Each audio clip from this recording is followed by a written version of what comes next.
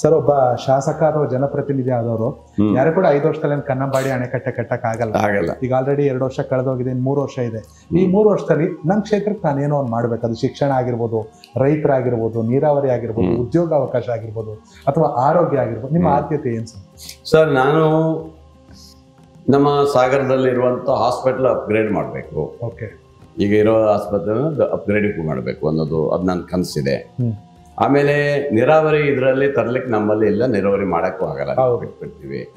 ಈ ಭಾಗದ ಇವತ್ತು ಸಾಗರ ಕ್ಷೇತ್ರದ ಜನರಿಗೆ ಇಲ್ಲೊಂದು ನಮಗೆ ಇಂಜಿನಿಯರ್ ಕಾಲೇಜ್ ಇಲ್ಲ, ಒಂದು ಇಂಜಿನಿಯರ್ ಕಾಲೇಜ್ ಆಗಬೇಕು.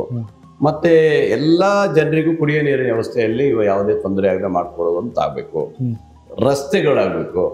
ಬಹಳ ಜನರ ಸೇತುವೆಗಳು ಸಂಪರ್ಕ ನಮ್ಮಲ್ಲಿ ಇಲ್ಲ, ಮಲೆನಾಡಲ್ಲಿ ಸಂಪರ್ಕ ಇದೆ. ಅವೆಲ್ಲ ಸೇತುವೆಗಳನ್ನ ನಾವು ಮಾಡ್ಕೊಡ್ಬೇಕು, ಆ ಭಾಗದ ಸಂಪರ್ಕ ಕೊಡ್ಬೇಕು. ಇವೆಲ್ಲ ನಮ್ಮಲ್ಲಿ ಕನಸಿದವು. ಇನ್ನು ದೊಡ್ಡ ದೊಡ್ಡ ಇದಾವು, ಅವೆಲ್ಲವನ್ನು ಮಾಡ್ಲಿಕ್ಕೆ ಆಗೋದಲ್ಲ. ಇರುವಂತ ಇದ್ರಲ್ಲೂ ಸಹ ಈ ರಾಜ್ಯ ಸರ್ಕಾರ ಕೊಟ್ಟಂತ ಇದರಲ್ಲಿ ತೃಪ್ತಿಕರವಾದಂತ ಕೆಲಸವನ್ನು ಈ ಭಾಗದ ಜನರಿಗೆ, ತಾಲೂಕಿನ ಜನರಿಗೆ ಮಾಡ್ಕೊಡ್ತೇನೆ. ಜನಕ್ಕೆ ಖುಷಿ ಇದೆ ಅಂತೀರಾ? ಕಳೆದ 2 ವರ್ಷ 100% ಖುಷಿ ಆಗ್ತಾರೆ. ಓಕೆ. ರಾಜ್ಯ ಸರ್ಕಾರದಲ್ಲಿ ಎಲ್ಲವೂ ಸರಿ ಇದೆಯಾ ಸರ್? ಯಾವಾಗ ಒಂದೊಂದು ಬಂದೇ ಬರುತ್ತೆ. ಈಗ 5 ಬೆರಳು ಒಂದೇ ತರ ಇರಲ್ಲ. ಹಂಗಾಗಿ ಸರ್ಕಾರ ಅಂದ್ಮೇಲೆ ಇದ್ದೇ ಇರುತ್ತೆ. ಒಬ್ರೆಲ್ಲ ಒಬ್ರು ಅಪಸಾರ ಮಾಡ್ತಾ ಇರ್ತಾರೆ. ಇವೆಲ್ಲವನ್ನ ಎದುರಿಸುವಂತ ಶಕ್ತಿ ಸಿದ್ದರಾಮಯ್ಯ ಸಾಹೇಬ್ರಿಗಿದೆ.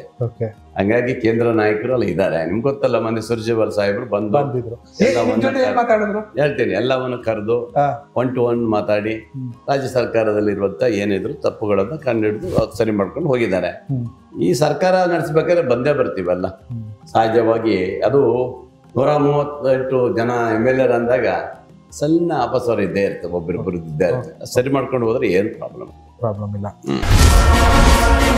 ಕನೆಕ್ಟ್ ಕರ್ನಾಟಕ, ಇದು ನಿಮ್ಮ ನೆಟ್ವರ್ಕ್.